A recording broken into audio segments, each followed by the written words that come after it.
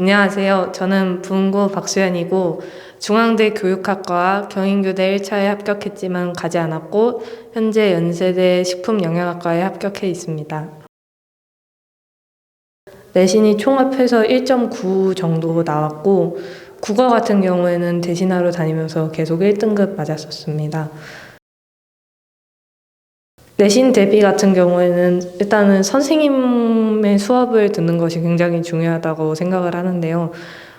선생님들 수업에서 굉장히 내신 시험에 힌트가 나오는 경우가 많았기 때문에 이왕이면 선생님 수업에서 졸지 않고 최대한 깨어 있으려고 노력을 했습니다. 내신 대비를 하면서 내신 대비 기간과 수행평가 기간이 보통 자주 겹치는데요.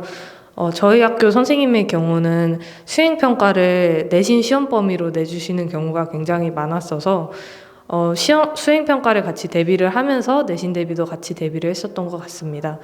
그리고 수능형으로 내신을 출제하는 경우가 굉장히 많았었기에 수능 공부는 따로 병행을 하지는 않았고 내신 대비를 하면서 함께 수능 실력도 같이 키워나갔었던 것 같습니다.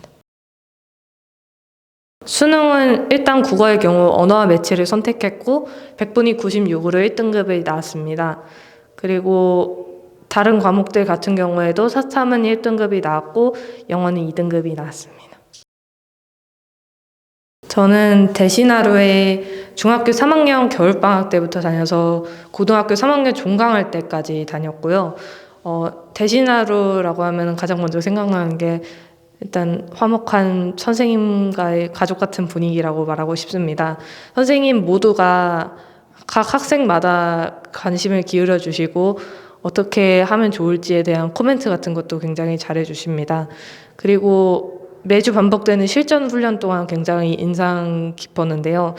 대신하루 학원의 차별점이라고 말할 수 있는 것 같습니다.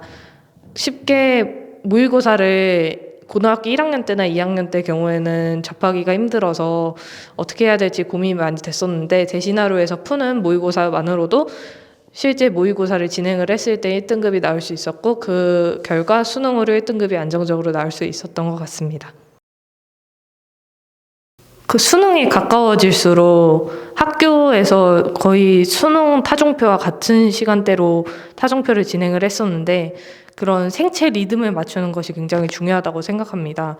늦게 자고 늦게 일어나기보다는 일찍 자고 일찍 일어나는 것을 추천드리고 싶고 저 같은 경우에도 최대 12시 전에는 자려고 노력을 했고 아침에는 7시에 기상을 하려고 노력을 했습니다. 미리 뇌를 먼저 깨우고 있어야지 그 다음에 과목 공부도 이어서 잘할 수 있었다고 생각하기 때문에 그런 규칙적인 생활 습관을 가져도록 노력했습니다. 내신 관련해서 국어 같은 경우는 수능형하고 굉장히 비슷하게 나오는 경우가 많아서 내신 수업뿐만 아니라 그 정규 수업 같은 경우도 꼼꼼하게 잘 들으면서 외부 지문에 함께 대비하면 좋을 것 같습니다. 수학 같은 경우에는 진짜 기출문제에서 따오시는 경우가 많아서 그런 기출문제 모아도 문제집이나 아니면 사이트 들어가서 기출문제 직접 뽑아서 애네덕 하면서 돌려보시는 것도 굉장히 도움되실 거라고 생각하고 선생님께서 나눠주시는 프린트 같은 것도 꼭 챙겨보았으면 좋겠습니다. 자이스토리 문제집 꼭 풀어보세요.